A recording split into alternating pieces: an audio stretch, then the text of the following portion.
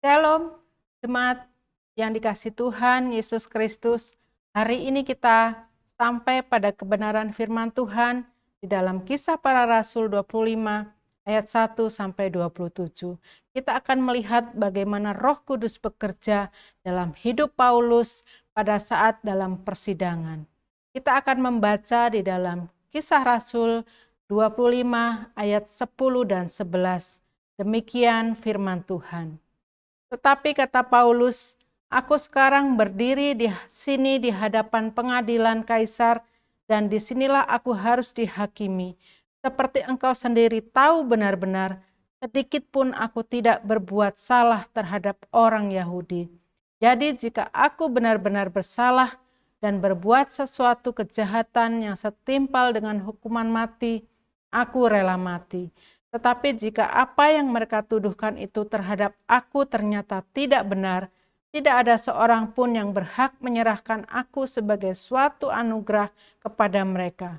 Aku naik banding kepada Kaisar. Demikianlah pembacaan firman Tuhan. Kita melihat bagaimana Festus tidak menemukan kesalahan apapun yang menyebabkan Paulus patut dihukum. Seharusnya Festus melepaskan atau membebaskan Rasul Paulus.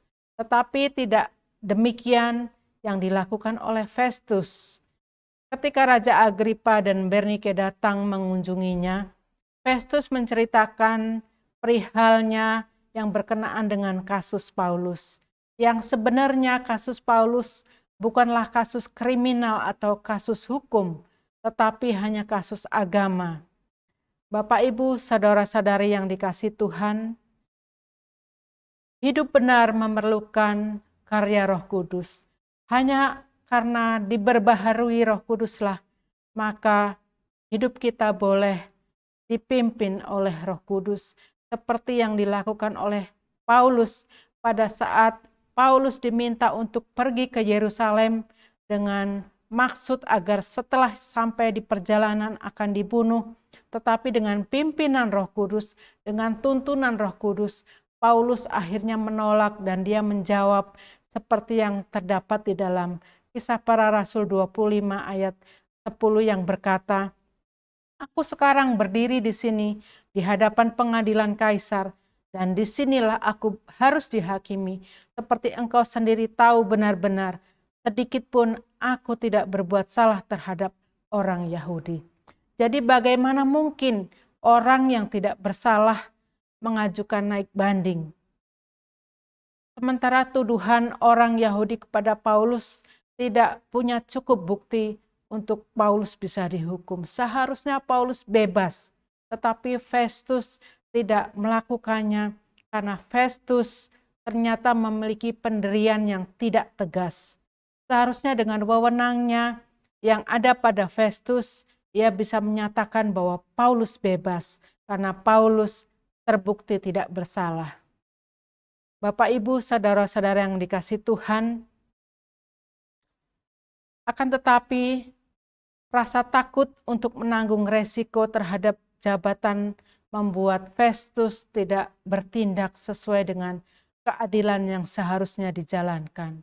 Oleh karena itu, Roh Kudus berkarya dalam kehidupan Paulus, bagaimana Paulus memakai pengetahuannya, memakai tuntunan Roh Kudus untuk membela dirinya, bahwa dirinya tidak bersalah sedikit pun.